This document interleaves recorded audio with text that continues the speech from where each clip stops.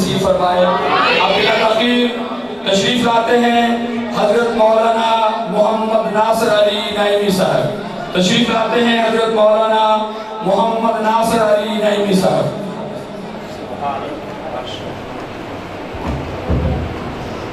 السلام علیکم۔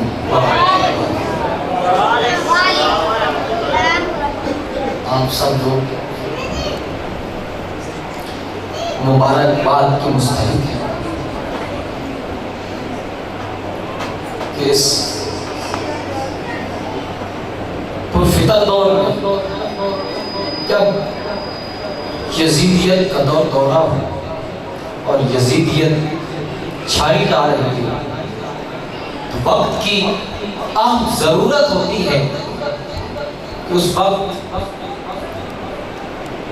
اتحاد امت اور تحریک کربلا اس کے پرچم کو بلند کیا۔ واقعہ کربلا یہ واقعہ نہیں بلکہ ایک تحریک ہے، تو لہذا اس امت پر فرض و واجب ہے جو منشور کربلا ہے، جو دستور کربلا ہے، اس کو زندہ کرنا اور مبارکباد پیش کرتا ہوں ہمارے محترم علامہ مفتی محمد وقاص محمود سلیمی صاحب کی سینہ ان کے سر پر ہے کہ اس غیر گزرے دور میں پھر سے دوبارہ اتحاد امت کا اہتمام کر رہے ہیں، اور مجھے پتہ چلا کہ یہ 3-4 سال سے مسلسل سالانہ پروگرام کراتے ہیں، تو اللہ تعالیٰ ان کو استقامت عطا فرمائے۔ جامعہ مسجد عائشہ الصدیقہ و مدرسہ دار السلام کے زیر اہتمام آج کا یہ پروگرام، یہ عظیم الشان جلسہ شہادت امام علی مقام حضرت امام حسین علیہ السلام کا انعقاد ہے، جس میں آپ سب مسلمان شامل ہیں، اس بات کی گواہی دے رہے ہیں کہ حسینیت زندہ باد ہے، یزیدیت مردہ باد ہے۔ بظاہراً یزید جیت کر بھی ہار گیا اور بظاہراً حسین ہار کر بھی جیت گیا۔ یہ قرآن اعلان کرتا ہے کہ شہید زندہ ہے، اور امام علی مقام حضرت امام حسین علیہ السلام نے پریکٹیکل کر کے امت مسلمہ کو یہ دکھا دیا، سر جدا تھا، دھڑ جدا تھا۔ ارے یزید تو امام حسین کا سر سب سے نیچا کرنا چاہتا تھا، لیکن خدا کو ایسا منظور نہ تھا، بلکہ سر حسین کو خدا نے سب سے اونچا کر دیا۔ تو مفتی محمد وقاص محمود سلیمی صاحب، میں بارہا پھر بھی ان کو مبارکباد پیش کرتا ہوں۔ میرا دل رو رہا ہے کہ آج اس بات کی، اس عمل کی اشد ضرورت ہے کہ اس کردار حسین کو زندہ کیا جائے۔ ارے مسلمان بھائیوں، چل کے بتاؤں گا، صحابہ و اہل بیت میں کوئی اختلاف نہ تھا، یہ صحابہ کرام ہی ہیں بزبان صحابہ جنہوں نے شان اہل بیت کا مقام بنا۔ جس روایت کو، جس راوی کو پڑھے، اکثریت کے ساتھ روایات صحابہ کرام سے ہیں۔ ارے وہ بتاتے ہیں لوگوں اہل بیت کا مقام کو بنا،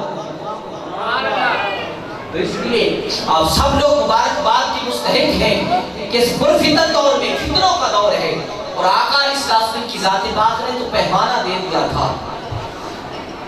وہ پیمانہ کیا ہے؟ حضور نے فرمایا بنی اسرائیل کی قوم کا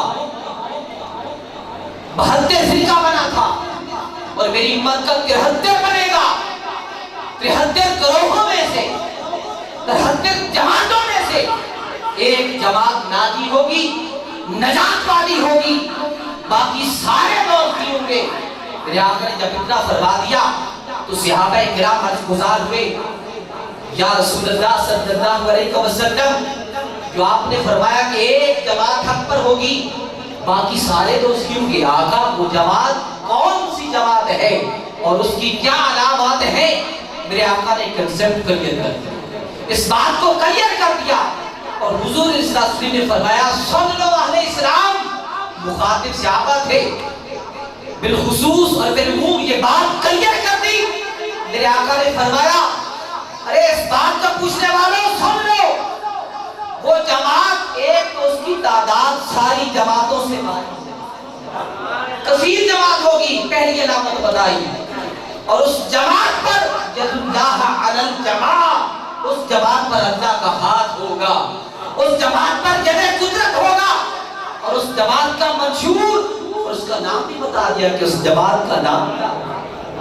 میرے آقا نے فرمایا اس جماعت کو سواد اعظم والی جماعت کہا جائے گا، اس جماعت کا منشور، اس کا نصب العین اور اس کا طرز طریقہ یہ ہوگا، ان کے دامن میں جو سواد اعظم جماعت ہوگی، خوف خدا بھی رکھتے ہوں گے، عشق مصطفیٰ بھی کرتے ہوں گے، محبت اہل بیت بھی کرتے ہوں گے، اور تعظیم صحابہ بھی کرتے ہوں گے۔ یہ سارے دامن ان میں اکٹھے ہو جائیں گے جب دیکھنا کہ امت بڑے بدیوں میں تقسیم ہو رہی ہے، ادھر ادھر یا افراد کا شکار ہیں یا تفرید کا، یا اسلام کے عمل کو گھٹا رہے ہیں یا اسلام کے عمل کو بڑھا رہے ہیں۔ تو آخر ایک خط بھیجا اور فرمایا یہ سواد اعظم کا راستہ ہے، یہ صراط مستقیم کی راہ ہے، ارے تم صراط مستقیم پر کیف رہنا چاہتے ہو تو باقی بڑے بدیوں کو چھوڑو، ایک گروہ میں شامل ہو جاؤ، وہ گروہ جماعت سواد اعظم کی جماعت ہے۔ اگر اس جماعت سے منتشر ہو جاؤ گے، بکھر جاؤ گے، جیسا کہ ریمر سے ایک بکری یا بھیڑ جدا ہو جاتی ہے تو وہ بھیڑیے کا شکار ہو جاتی ہے، تم بھی پھر شیطان کا شکار ہو جاؤ گے۔ تو یہ سواد اعظم ہے، خوف خدا بھی رکھتے ہیں، عشق مصطفیٰ بھی کرتے ہیں، محبت اہل بیت بھی کرتے ہیں، اور تعظیم صحابہ بھی کرتے ہیں۔ جب بات کو شروع کرتا ہوں بلاد بھی نحمدہ، پہلی بات سے کلیئر ہو گیا، بس اسی جماعت میں شامل ہو، توضیحات سے بلند ہو کر، مسائل سے بلند ہو کر قرآن اس چیز کی نفی کرتا ہے۔ مفتی صاحب تشریف فرمائے وَاعْتَصِمُوا بِحَبْلِ اللَّهِ جَمِيعًا وَلَا تَفَرَّقُوا، اللہ فرماتا ہے تفرقے نہ بناؤ۔ اب قرآن کی بات کو کس نے مانا؟ جس نے مانا وہ سواد ہے۔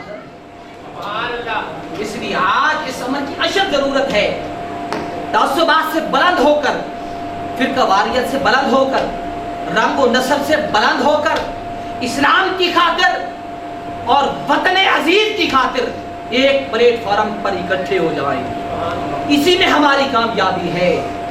تو دعا ہے اللہ تعالیٰ مفتی صاحب کے پاک عزائم کو مزید استقامت عطا فرمائے۔ نحمدہ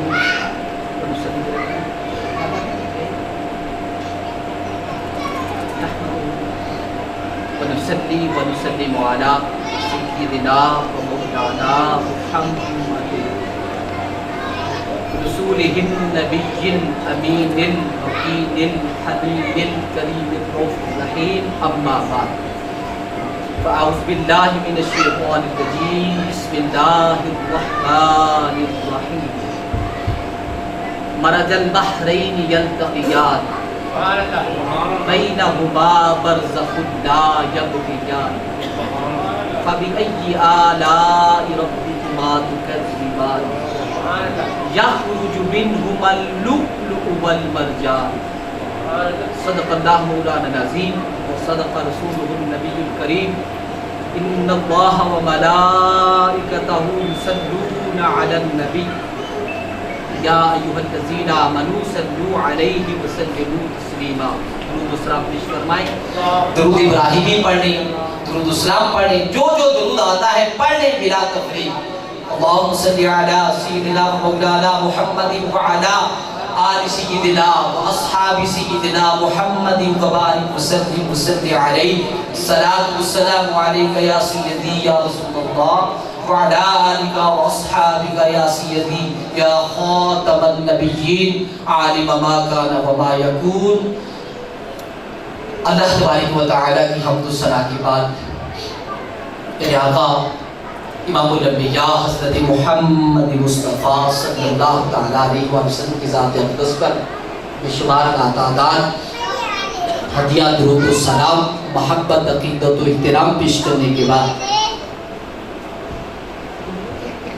سورۃ الرحمن کی چند آیات 19 20 21 اور 22 آیات مقدسہ تلاوت کرنے کا ثواب حاصل کیا. دعا فرمائے کہ اللہ رب العزت ہم سب کو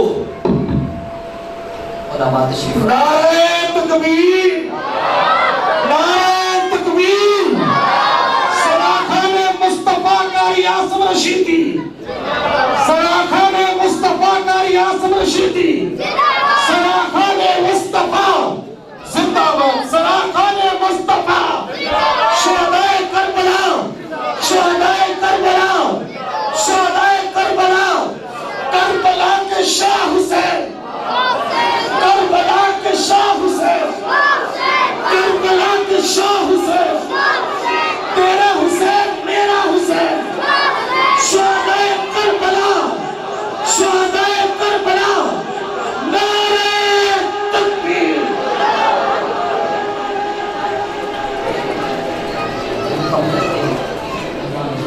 ایک دوسرے میں بہتے ہیں، بینہما ان دونوں کے درمیان برزخ ایک پردہ ہے. پردہ کیا ہے؟ امر نکاح کا پردہ ہے. لا نہیں جب غیان، یہ دونوں سمندر آپس میں حد تجاوز نہیں کرتے، اپنی حدود میں رہ کر ایک دوسرے میں رواں دواں. فَبِأَيِّ آلَاءِ رَبِّكُمَا تُكَذِّبَانِ، تم اپنی پروردگار کی کون کون سی نعمت کو جھٹلاؤ گے. يَخْرُجُ مِنْهُمَا اللُّؤْلُؤُ وَالْمَرْجَانُ، ان دونوں سمندروں کے ملنے سے لؤلؤ اور مرجان پیدا ہوئے. اب دو سمندر کیا ہیں جس کا قرآن اعلان کر رہا ہے؟ پہلا سمندر بحر ولایت علی المرتضی، دوسرا سمندر بحر عصمت و طہارت فاطمۃ الزہرا ہے. ارے یہ دو سمندر ہیں، ان دو سمندروں کو اللہ نے آپس میں ملا دیا، آپس میں ملایا ہے. بات کو توجہ سے سننا ہے. درمیان میں امر نکاح کا پردہ ہے، حد تجاوز نہیں کرتے، اپنے حد میں رہ کر ایک دوسرے میں چل رہے ہیں. اللہ کی نعمتوں کو کون کون سی نعمت کو جھٹلاؤ گے؟ یہ دو سمندر، پہلے سمندر کا نام میں اختصار کے ساتھ بیان کرتا ہوں، علی المرتضی ہے. دوسرے سمندر کا نام بحر عصمت و طہارت فاطمۃ الزہرا ہے. ارے یہ دو سمندر ہیں، ان کے ملنے سے، ان کے ملاپ سے یخرج منہما اللؤلؤ والمرجان، یعنی لؤلؤ اور مرجان پیدا ہوئے. اب قرآن کی تفسیر سے ہی معلوم کرتے ہیں، قرآن تو ہی بتا لؤلؤ کون ہے اور مرجان کون ہے. قرآن اعلان کرتا ہے، ارے سمجھتے نہیں، میرے اعلان کو سمجھو. میرا ایک ظاہری معنی ہے، دوسرا باطنی بھی ہے. ارے شرعی معنی بھی سمجھو اور فجر کا معنی بھی سمجھو. یخرج خارج میں نکلے، منہما اللؤلؤ والمرجان، یعنی ایک امام حسن بن کر نکلے، دوسرے امام حسین بن کر. یہ تو موتی ہے. جو پہلا موتی ہے حسن یخرج لؤلؤ، یہ اس کی رنگت موتی کی سخت ہوتی ہے. اہل تفسیر سے پوچھیں، سبز رنگ کا ہوتا ہے اور جنت سبز دیتا ہے. یہ سمندر میں ہوتا ہے موتی. سمندروں کی لہروں سے لگ لگ کر اس کی رنگت سبز ہو جاتی ہے. اور یہ اشارہ حضرت امام حسن مجتبی رضی اللہ تعالیٰ عنہ کی شہادت کی طرف ہے. اور جو مرجان ہے، مرجان سرخ ہوتا ہے اور سرخ رنگت کا اشارہ شہادت امام علی مقام حضرت امام حسین علیہ السلام کی طرف ہے. ارے یہ موتی نکلے، یہ مرجان، یہ جواہر، یہ ڈال، یہ ہیرے، ان دونوں سمندروں کے ملنے سے نکلے. پھر کیا ہوا؟ جب حضرت امام حسن پیدا ہوئے، آقا تشریف لائے اپنی لاڈلی بیٹی کے ہاں، اور اس کی روایت حضرت علی مرتضیٰ رضی اللہ تعالیٰ عنہ کرتے ہیں۔ حضور نے فرمایا علی میرا بیٹا میرے ہاتھوں پہ دو۔ علی پاک نے آقا دو عالم کی مبارک ہاتھوں پر رکھا۔ میرے آقا نے فرمایا علی اس کا نام کیا رکھا ہے؟ عرض کرتے ہیں آقا ہم نے اپنی طبیعت ذوق کے مطابق اس کا نام حرب رکھا ہے۔ حالانکہ حرب کا معنی بھی ہے جنگجو، لڑنے والا، لڑائی کرنے والا۔ میرے آقا نے فرمایا لا بل حسن، علی اس کا نام حرب نہیں بلکہ اس کا نام حسن ہوگا، حسن ہوگا۔ اگلی بات بھی بتاتا ہوں، جب امام حسین کی ولادت کا وقت قریب آیا، آقا تشریف فرمائے لائے اور فرمایا میرا بیٹا میرے ہاتھوں میں دو۔ علی مرتضیٰ نے امام حسین کو آقا کے ہاتھوں پر رکھا۔ میرے آقا نے فرمایا علی اس کا نام کیا رکھا ہے؟ عرض کرتے حضور اس کا نام بھی حرب رکھا ہے۔ میرے آقا نے فرمایا لا بل حسین، علی اس کا نام بھی حرب نہیں بلکہ اس کا نام حسین رکھا ہے۔ حضور نے ناموں کو کیوں چینج کیا، کیوں تبدیل فرمایا؟ ضرورت کیا تھی؟ جب والدین نے رکھ دیے تھے آقا اتفاق فرما لے نہیں، اس میں اللہ کی منشا یہ تھی، یہ حسن کا معنی بھی خوبصورت، حسین کا معنی اس سے زیادہ خوبصورت، یہ پردہ حسن میں اللہ نے یہ دو نام چھپا رکھے تھے، امام حسن کا بھی اور امام حسین کا بھی۔ اچھا اس کے بعد امام حسین بھی پیدا ہوئے، جب ان کی ولادت ہوئی آقا تشریف لائے، فرمایا میرا بیٹا میرے ہاتھوں میں دو۔ فرمایا کیا نام رکھا ہے؟ عرض کی حضور اس کا نام بھی ہم نے حرب رکھا ہے۔ آقا نے فرمایا لا بل محسن، بلکہ اس کا نام محسن ہوگا، اس کا نام حسن، حسین اور محسن، یہ مادہ حسن سے نکلے ہے نام۔ تو جب ان کی ولادت ہوئی اللہ نے جبرائیل کو بھیج کر مصطفیٰ کو یہ دو نام عطا فرما دیے۔ اس لیے آقا نے تبدیل فرما دی، پہلے کا نام حسن رکھا بڑے کا، چھوٹے کا حسین رکھا۔ اب حضور نے اپنا لعاب دہ چسوایا، اپنے لعاب اقدس کی گھٹی چسوائی، اپنی پرورش گودی میں پرورش کی، اور یہ جب پھلے بڑے تو آقا کی معیت میں، حضور کی سنگت میں، آقا کی رفاقت میں انہوں نے پرورش پائی، تو نازنین مصطفیٰ حسنین کی اٹھایا کرتے تھے۔ اب مدینہ پاک کی گلی میں حضور چل رہے ہیں، ان دونوں شہزادوں کو، دونوں نواسوں کو دائیں کندھے پر امام حسن مجتبی کو بٹھا رکھا ہے اور بائیں کندھے پر امام حسین کو بٹھا رکھا ہے۔ روایت میں ہے کہ ساتھ اپنی مبارک زلفیں ان دونوں کے ہاتھوں میں تھما رکھی ہے، اور مدینے کی گلیوں میں نازنین فرما رہے ہیں، اور فرما رہے ہیں نواسوں، شہزادوں، آج مصطفیٰ تمہیں مدینے کی فضاؤں میں اور مدینے کی گلیوں میں جی بھر کر اپنے کندھوں کی سواری دینا چاہتا ہے۔ کل وقت آنے والا ہے، نگاہ نبوت سے دیکھ رہا ہوں، ارض عراق کی سرزمین جس کا نام کربلا ہے، نئے نوا ہے، اس میدان میں تمہارے سروں نے لوگ سنان پر سواری۔ میرے آقا نے زلفوں کو تبا رکھا ہے، سامنے سے عمر فاروق کا آمنا سامنا ہو گیا، امیر المومنین حضرت عمر فاروق رضی اللہ تعالیٰ کو آ رہے ہیں۔ جب دیکھا حضرت عمر فاروق نے، آج ابھی عجیب سما ہے، آقا کی مبارک کندھے ہیں، دونوں شہزادے کندھوں پر سوار ہیں، آقا سواری بنے ہوئے ہیں، اپنی زلفوں کو مہارے پر بنا کر پکڑا رکھا ہے، اور فرما رہے ہیں بس چلاتے جاؤ، تم جدھر چلاتے جاؤ گے تمہاری رضا کی خاطر مصطفیٰ چلتا جائے گا۔ حضرت عمر فاروق عرض کرتے ہیں یا رسول اللہ، اور شہزادوں سے مخاطب ہوتے ہیں، شہزادوں تمہیں مبارک ہو، تمہارے نیچے کتنی اچھی سواری ہے۔ میرے آقا نے فرمایا عمر تمہیں سواری نظر آئی ہے، سوار نہیں دیکھتا سوار کتنے اچھے ہیں۔ عمر آج سواری کی بات نہ کر بلکہ سواروں کی بات کر لے، میں مصطفیٰ کی حسنین کے ناز اٹھا رہا ہوں۔ آگے آئیں، نماز عشاء حضرت ابو ہریرہ سے روایت ہے، نماز عشاء ادا فرما رہے ہیں، صحابہ اقتداء میں مقتدی، مصلی امامت پر دونوں شہزادے امام حسن امام حسین صفوں کو چیرتے ہوئے آقا کی پشت مبارک پر چڑھ جاتے ہیں، سوار ہو جاتے ہیں۔ میرے آقا کو امر ملا، حکم ملا، حکم الہی کہ محبوب ان کی دل جوئی کرنی ہے، دل نزاری نہیں کرتے۔ جب تک یہ شہزادے تمہارے نواسے اپنی مرضی سے نیچے اتر نہیں جاتے ان کو اتارنا نہیں ہے۔ خدا کی عزت کی قسم، محبوب نے تسبیح کو لمبا فرما دیا، سجدے کو دور دے دیا، اور 71 مرتبہ روایت میں ہے کہ پیارے آقا نے سبحان ربی الاعلیٰ کی تسبیح ادا فرمائی۔ بعض صحابہ کو گمان گزرا، اور یہ حکم بھی ہے شریعت میں، کتنی دیر ہو گئی دیکھو تو صحیح، پیارے آقا سر انور کیوں نہیں اٹھا رہے؟ بعض صحابہ کو یہ بھی گمان گزرا کہ شاید کوئی نازل ہو رہی ہو، کیا ہو سکتا ہے پیارے آقا کا وصال اقدس ہو گیا، اتنی دیر ہو۔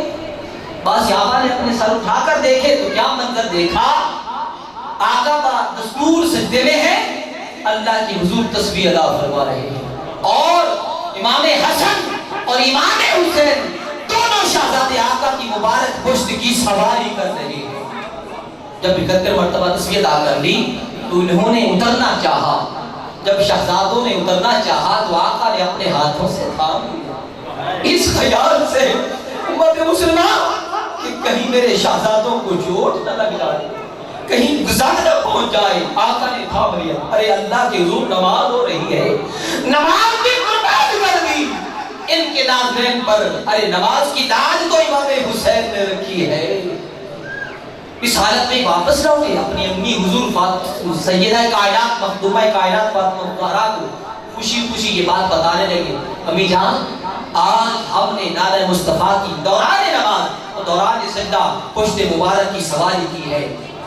آپ کی مبارک آنکھوں میں آنسو آ گئے، فرمانے لگی بیٹو آج تم نے اپنے نانا اور میرے بابا حضور کو بڑی تکلیف دی ہے، ایسا نہیں کرنا چاہیے تھا۔ امام حسین علیہ السلام بڑھ کر جواب دیتے ہیں، عرض کرتے امی حضور ہاں وہ منظر میں دیکھ رہا ہوں جو عزم سے روز میثاق سے میری روح نے اللہ کی بارگاہ سے یہ وعدہ کر دیا تھا کہ مارکہ کربلا حسین پپا کرے گا، امی جان وقت تو بعد میں آئے گا، آج نانا مصطفیٰ نے ہماری خاطر اور ہمارے لیے 71 مرتبہ زبان اقدس سے سبحان ربی الاعلیٰ کی تسبیح ادا کی ہے۔ امی جان وقت تو آنے والا ہے، اب اس کا نعم البدل اور بدلہ چکانے کے لیے تیرا حسین 72 نفوس قدسیہ کی ایک ایک کر کے اللہ کی حضور قربانیاں پیش کر دے گا۔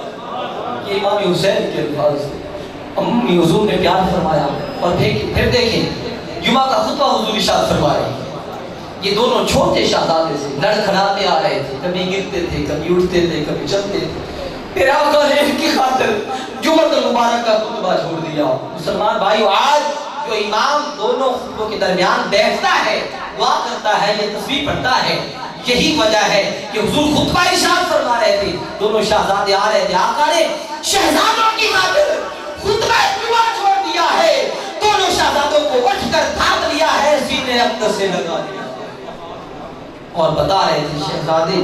تو آدمی صحابہ نے پوچھے یا رسول اللہ ایسے کیوں کیا؟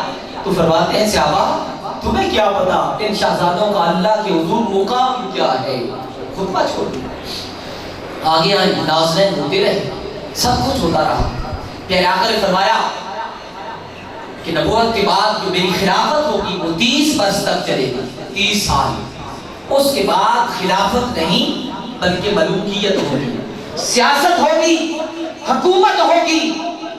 تو میں مضمون کی طرف آ رہا ہوں، تو ایسا ہوا پہلے خلیفہ حضرت ابوبکر صدیق ہوئے، 4 سال کئی ماہ اور کئی دن حکومت فرمائی، ان کے بعد حضرت عمر فاروق ہوئے، خلیفہ ثالث حضرت سیدنا عثمان غنی ذو النورین ہوئے، 11 سال کئی ماہ اور کئی دن حکومت فرمائی، عہدہ خلافت پر فیض رہی، اور چوتھے خلیفہ چہاروں امیر المومنین حضرت علی مرتضیٰ رضی اللہ تعالیٰ عنہ عہدہ خلافت پر فیض ہوئے۔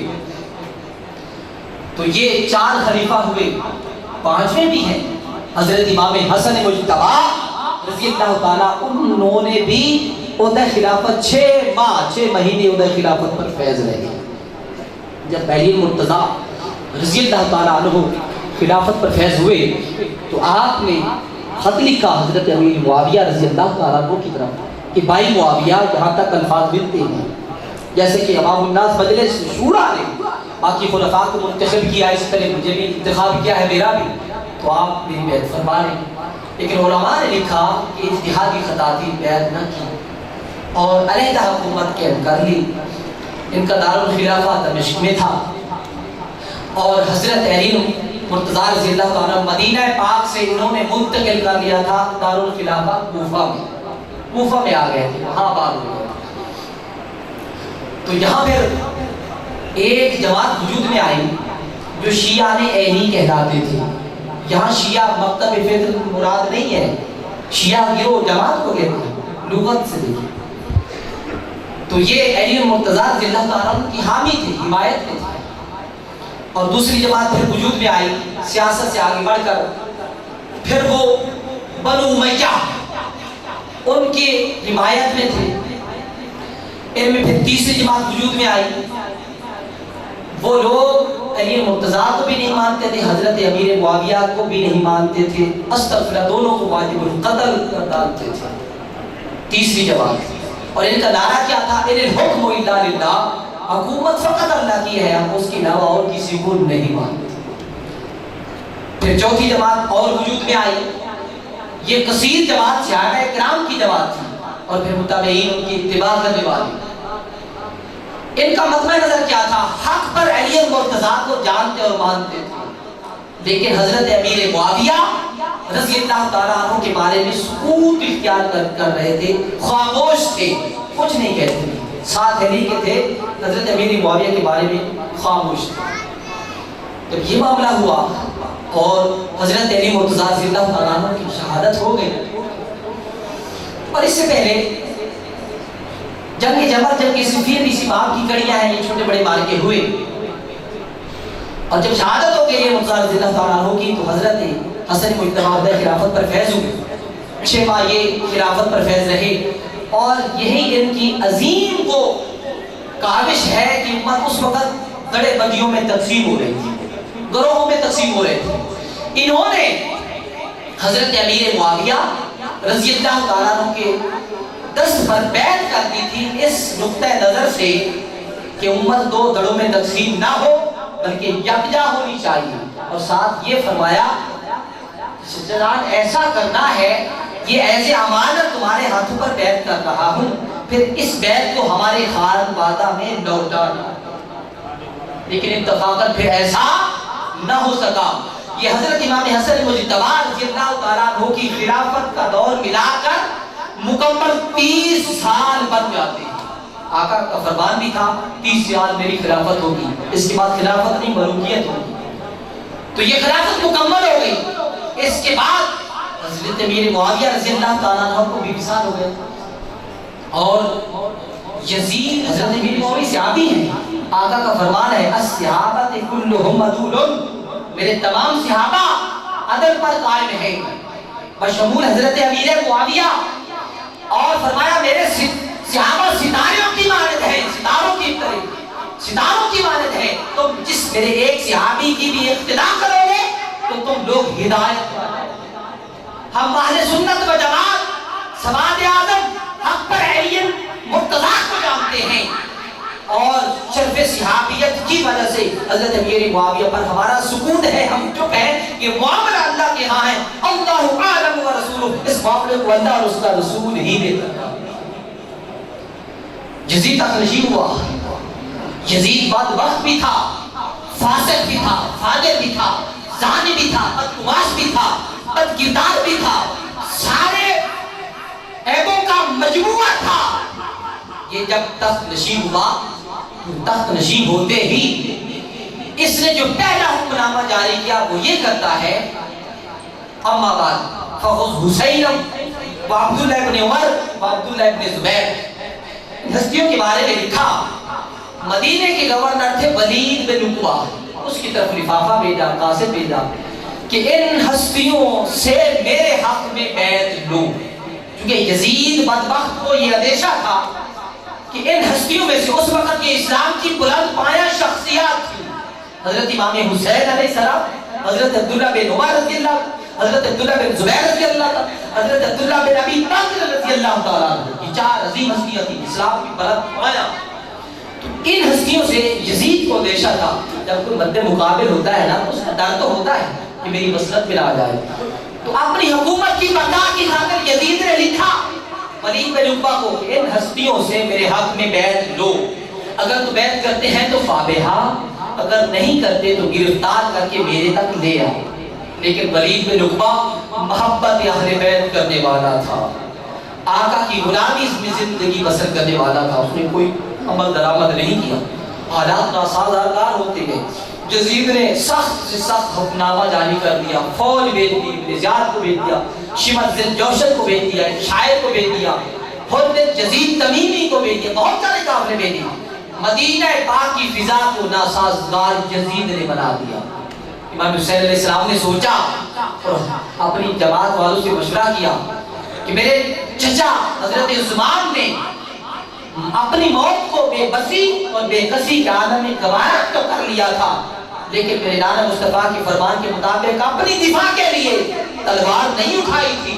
میرے نانا کا فرمان ہے یہ شہر مدینہ پاک امن کا گہوارہ ہے، امن کا شہر ہے، لہذا میں اپنے دفاع کے لیے یزید کی حکومت اور میرے حامیوں کے درمیان کوئی جنگ نہ پیدا ہو جائے، اس شور شرابر خون خرابے سے بچنے کے لیے حکمت عملی کے تحت حضرت امام حسین علیہ السلام، اصحاب حسین نے اور امام حسین کے تمام احباب خانوادہ رسول نے ہجرت اختیار شروع کر دی۔ یہ مدینہ پاک سے ہجرت فرما کر مکہ شریف کی طرف چلے گئے۔ ساتھ آگے آج مکہ میں جب پہنچے تو وہاں کے اور صحابی بھی پہنچ گئے تھے، تو وہاں حج کے دن تھے، 3 ذوالحج تھا، لوگ حج ادا کر رہے ہیں، لیکن امام حسین کا حج اور امام حسین کی عشق کے معراج کربلا میں تھی، صبح کربلا جا رہے تھے، ارے باقی حج عمرہ کر رہے ہیں، اللہ کی حضور حج جو ہے وہ ادا ہو رہا ہے، لیکن یہ 3 ذوالحج کو روانہ ہوئے، راستے میں ایک شاعر ملا، اس سے ملاقات میں آپ نے پوچھا بتاؤ کوفے والوں کے کیا حال ہے، اور اس سے پہلے کوفے والوں نے خط پر خط بھیج دیا تھا کہ امام آپ ہمارے ہاں تشریف لے آئے، آپ کے ابا حضور حضرت علی مرتضیٰ نے بھی کوفہ کو دارالخلافہ بنایا تھا، ہم آپ کے حامی ہیں، آپ کی حمایت میں بیعت کریں گے آپ کی، تو یزید کی حکومت کو قبول نہیں کرتے، فاسق جو غلامی کا پٹا اپنے گلوں میں نہیں آنے دیں گے، تو آپ تشریف لے۔ خط پہ خط لکھا، 300 خطوط کی تعداد ہو گئی، اور انہوں نے تقاضا کیا کہ امر بالمعروف اور نہی عن المنکر کے تحت تمہیں بلاتے ہیں اے حسین، اگر آج آپ نہ آئے تو بروز محشر بروز قیامت اللہ کی حضور شکایت کریں گے کہ ہم امر معروف نہی عن المنکر کی آواز بلند کرتے رہتے، لیکن حسین اپنے دیس میں بیٹھا رہا تھا، نہیں آیا۔ امام حسین نے فرض سمجھ لیا اور عالم جہاد کو بلند کرتے ہوئے سوئے کربلا کی طرف روانہ ہو گئے۔ راستے میں حر بن یزید تمیمی ملا، یہ حضرت حر بعد میں پھر قسمت تبدیل ہوئی، پہلے یزیدیوں کا سپہ سالار تھا، بہت بہادر تھا۔ اس سے پوچھا، اس نے بھی کہا کہ حضور مجھے تو ابن زیاد کی طرف سے حکم ہے کہ میں تجھے لے جاؤں، آپ کو لے جاؤں، اور شاعر سے پوچھا کہ کوفے والے کی کیا حالت، انہوں نے کہا حضور کوفے والوں کے دل تو آپ کے ساتھ ہیں لیکن تلواریں یزید کے ساتھ ہیں، جب وہ ظلم و بربریت یزید کی دیکھیں گے وہ لوگ آپ کو چھوڑ بھی سکتے ہیں، تو آپ نے جائزہ لینے کے لیے اپنے بھائی حضرت مسلم بن نقیل رضی اللہ تعالیٰ عنہ کو کوفہ میں بھیج دیا کہ بھائی جان جائے اور کوفے والوں کے حالات سے آگاہی دے۔ انہوں نے ساتھ حضرت ابراہیم حضرت محمد کو ساتھ لیا، بیٹے تھے ان کے، وہاں گئے تو پہلے روز حضرت مسلم بن نقیل کی 12,000 جو ہے لوگوں نے بڑا والہانہ استقبال کیا، بیعت شروع کر دی۔ یہ سلسلہ جب شروع ہوا تو حضرت مسلم بن نقیل نے خط لکھ دیا تھا امام حسین کی طرف میں، بھائی حسین حالات آپ کے ساتھ ہیں، یہ لوگ آپ کا ساتھ دیں گے، آپ تشریف لے آئیں۔ تو پھر یہ خط پہنچا حضرت امام حسین کے پاس، خط پڑھا، سب کچھ معلوم تھا، لیکن اس کے باوجود بھی رفض سفر جاری رکھا۔ پھر جب یزید نے دیکھا کہ امام حسین کے حق میں کوفہ سارا پلٹ رہا ہے، یہ سارے امام حسین کے حق میں بیعت لے رہے ہیں، حضرت مسلم بن نقیل کی قیادت میں، تو ابن زیاد کو یہ بصرہ کا گورنر تھا، کوفہ کے نعمان بن بشیر رضی اللہ عنہ کو گورنر تھے، تو یزید نے سخت حکم نامہ جاری کر دیا۔ اس نے کہا کہ ابن زیاد کیا دیکھ رہا ہے، کوفہ کا تو پہلے گورنر ہے، اب تمہیں بصرہ کا پہلے گورنر ہے، اب تمہیں کوفہ کا بھی گورنر بناتے ہیں، چلا جاؤ جا کر نعمان بن بشیر کو معزول کر دے اور وہاں کا گورنر مقرر ہو جا۔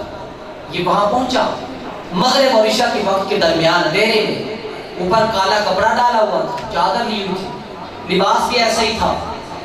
تو امام حسین کی چونکہ وہ لوگ انتظار میں تھے تو انہوں نے سمجھا کہ شاید امام علی مقام تشریف لائے تو ٹوٹ پڑے. جب اس نے نقاب کو پلٹا، کپڑے کو اتارا، چادر کو اتارا، تو ان لوگوں نے دیکھا یہ تو ابن زیاد ہے. اس نے پھر آگے قصر عمارت جو تھی حضرت نعمان بن بشیر کی، اس میں داخل ہو گیا. دروازہ بند تھا، دروازے کو سختی سے کھلایا، پھر داخل ہو گیا اور معذور کر دیا نعمان بن بشیر زندہ تعالیٰ عنہ، اور خود مقرر ہو گیا گورنر. اور پھر اس نے کہا کہ جس نے حضرت مسلم بن عقیل کی امام حسین کے حق میں بیعت کر رکھی ہے، بیعت کو توڑ دے، چھوڑ دے، ورنہ میں سفر ہستی سے اس کا نام مٹا دوں گا.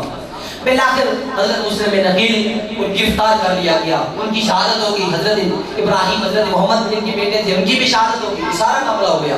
اس کے باوجود امام حسین نے رفت سفر جاری رکھا. آپ کو معلوم ہو چکا تھا کہ میرے بھائی مسلم بن عقیل کی شہادت ہو گئی ہے، ان کے بیٹوں کی بھی شہادت. اب یہ روایت کہتا ہے کہ یکم محرم الحرام یا پھر 2 محرم الحرام کو یہ مقدس حسین کا قافلہ کربلا میں، جب وہاں پہنچے تو لوگوں سے پوچھا اس جگہ کا نام کیا ہے؟ انہوں نے کہا حضور اس کا نام نینوا ہے، اور عرف عام اس کو کربو بلا بھی کہتے ہیں. میرے آقا امام حسین السلام نے فرمایا اے اہل قافلہ یہاں رک جاؤ، یہاں پڑاؤ کرنا ہے. اپنے اونٹوں کو، کجاووں کو نیچے رکھ دو، اونٹوں کو بٹھا دو، گھوڑوں کو بٹھا دو، جہاں ساز و سامان اتار کر خیمے گاڑ لو. یہی ہماری زندگی کی آخری منزل ہے. یہ میرے امام کے الفاظ تھے. سب نے خیمے لگا لیے. آپ مذاکرات میں یہ دن گزرتے گئے، دوسرا، تیسرا، چوتھا، محرم کا 5واں، 6واں، جب 7ویں کا دن آیا، یزیدیوں اور امام حسین کے درمیان یہ دن گزر گئے. 7ویں کا دن آیا تو انہوں نے، یزیدیوں نے یہ مشورہ کر لیا تھا، میٹنگ کر لی تھی کہ نہر فرات پر بھی پہرا لگا دیا جائے. اگر ایک گھونٹ بھی پانی کا اس مقدس قافلے میں چلا گیا تو ہم یزیدی اس مقدس کا جو ہے ان لوگوں کا کبھی مقابلہ نہیں کر سکیں. یزیدی فوج کو بھیج دیا، پہرا لگا دیا. اب جب نامی کا دن آیا، امام حسین علیہ السلام نے چاہا اپنے بھائی حضرت عباس، یہ ام البنین سے ان کو بھیجا، 50 نال جوان بھیجے ساتھ.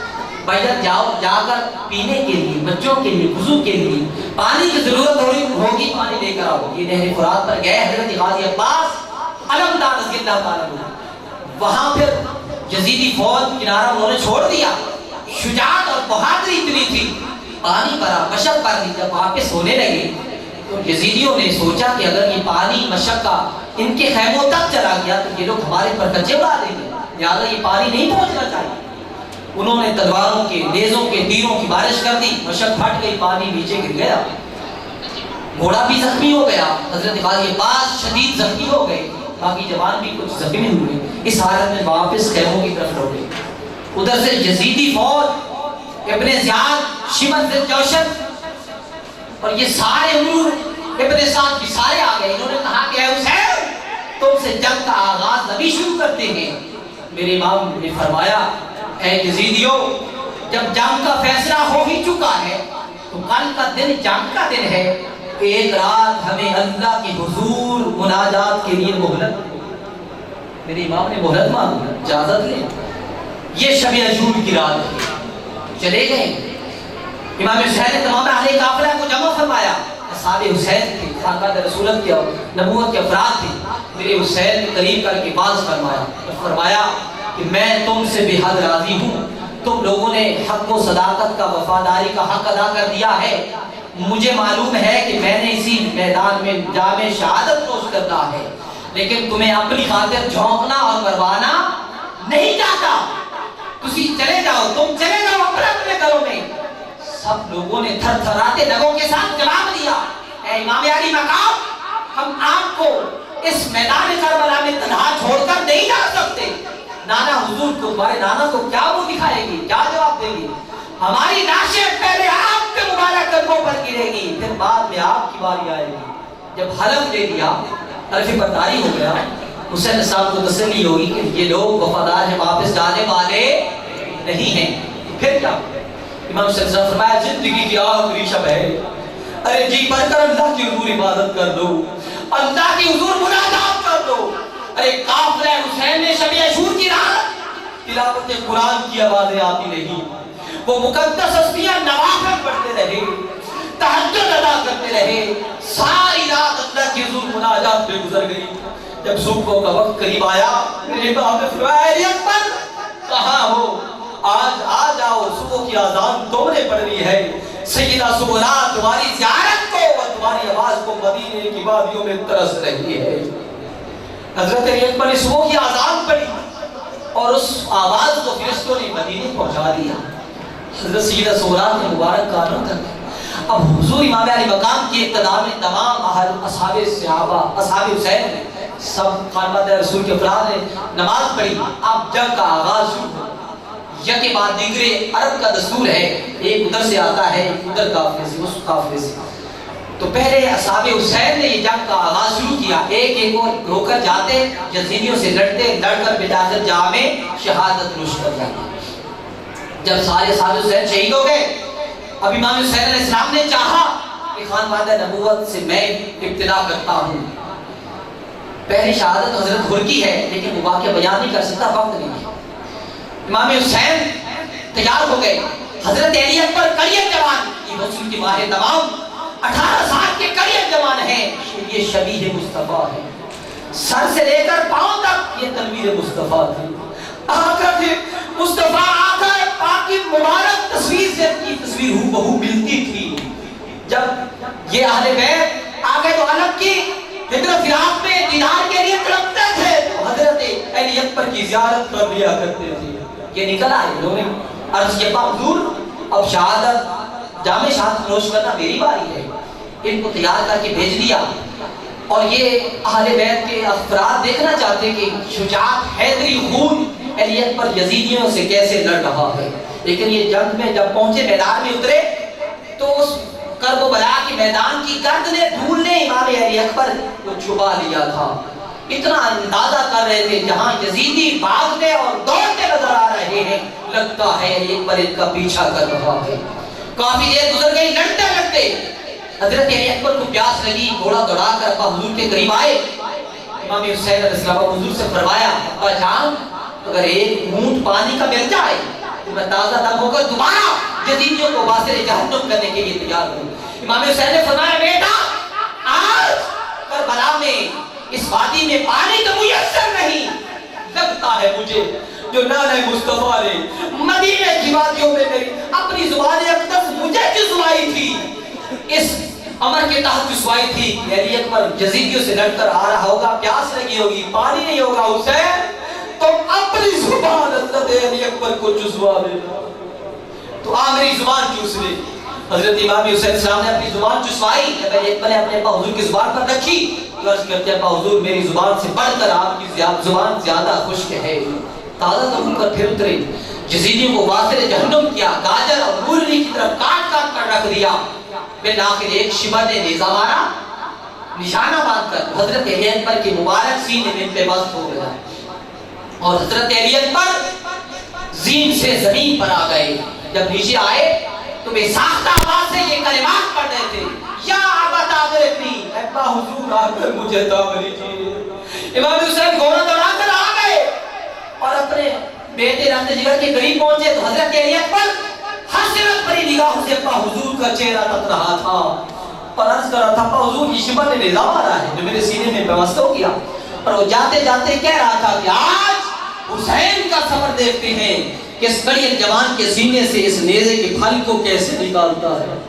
میرے حسین نے فرمایا علی اکبر صبر کرنا۔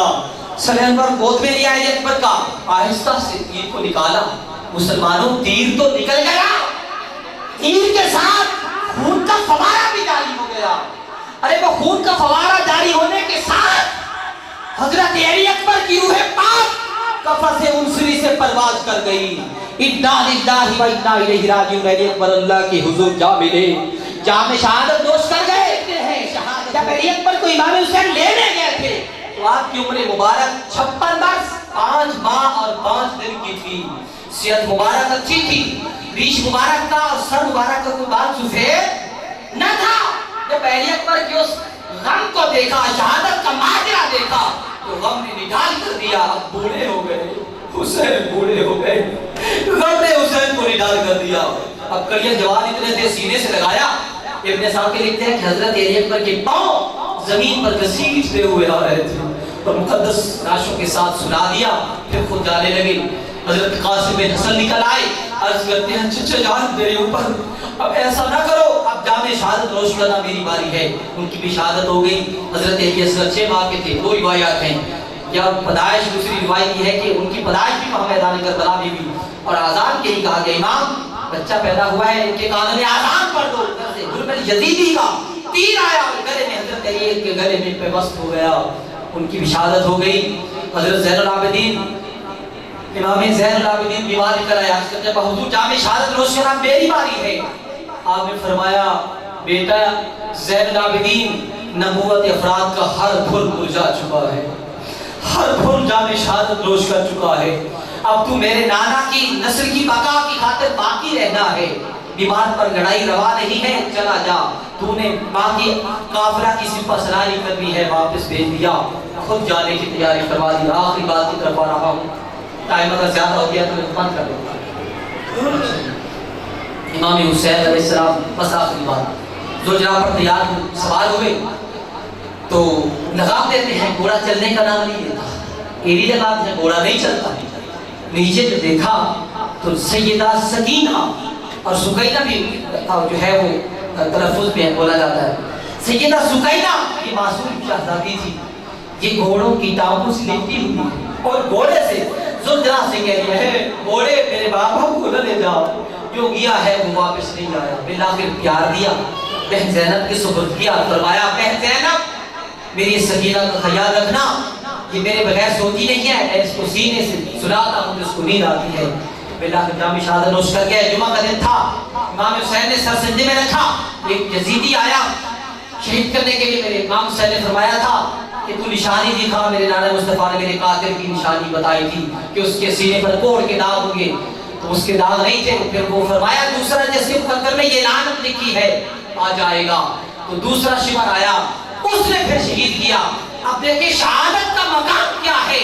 जब जामे शहादत रोश की आके जो आलम मुशाहदा फरमा रहे थे, फातिमा ज़हरा मखदूम कायनात मौजूद थी। अली मुर्तज़ा फरमा रहे थे बेटा हुसैन आज तूने मेरे खून की लाज रख ली है। मखदूम कायनात फरमा रही थी ऐ शहजादा बेटा हुसैन आज तूने मेरे दूध की लाज रख ली है। नाना मुस्तफा फरमा रहे थे ऐ बेटा हुसैन आज तूने मेरे दीन को सरबलंदी अता कर दी है। खुदा फरमा रहा था या अय्यतुहन नफ्सुल मुतमइन्ना, ऐ इत्मीनान पाने वाले नफ्स इरजिई इला रब्बिकी रादियतम मर्दिया, इस हालत में लौटा कि तू सारी रज़ा की मंज़िलों को तय कर दिया है। अब मकाम रज़ा की तुझे सलामी पेश करती है। हुलो गुलमात भी तुम्हारे इंतजार में है, जन्नत तेरे इंतजार में है। हुसैन आजा इस हालत में लौटा कि तू मुझ पर राज़ी है, मैं रब होकर तुझ पर राज़ी हूँ। ये मकाम रज़ा था। अब जिसको अलावा फरमाते हैं कि खुदी को कर बुलंद इतना कि हर तकदीर से पहले खुदा बंदे से खुद पूछे बता तेरी रज़ा क्या है। सारा कुछ लुटा दिया। 3 वल्ले करबला वल्ला, कुलूबुल मोमिनीन अर्जुल्ला ताला बनता है मोमिन का दिल वल्ला। तीसरा करबला वल्ला है। अरे वल्ला न बना था जब तक मेरे आका हुसैन ने पेशानी नहीं लगाई थी। जब पेशानी मुबारक रख दी अल्लाह ने फरमाया ऐ हुसैन सारा कुछ तेरे देखने के लिए किया है, आजा बिला हिजाब तुम्हें दीदार अता करते हैं। तो शहीद जिंदा है, कुरान फरमाता है, इसलिए मकाम शहादत हम नहीं समझ सकते। अल्लाह फरमाता है शहीद जब उसका एक कतरा जमीन पर नहीं गिरता, न गिरने से पहले पहले उसको अपना जलवा हुस्न मुतलक के नज़ारे अता करता। दुआ करते हैं अल्लाह ताला उसवा हुसैन शबी आका इमाम हुसैन अलैहिस्सलाम का किरदार जिंदा करने की हम सबको तौफीक अता फरमाए। अशद जरूरत है कि इमाम हुसैन अलैहिस्सलाम के किरदार को उजागर करें, जिंदा करें, जगह जगह जलसे करें और मंशूर करबला दस्तूर करबला बताएं, एक तहरीक चला दे। तारीख का नाम क्या होगा? इत्तेहाद उम्मत और तहरीक करबला। तो दुआ है कि अल्लाह ताला हम सबको यकजा होने की, एक प्लेटफार्म पर जमा होने की अल्लाह तौफीक अता फरमाए। आमीन। वाखिर दावाना।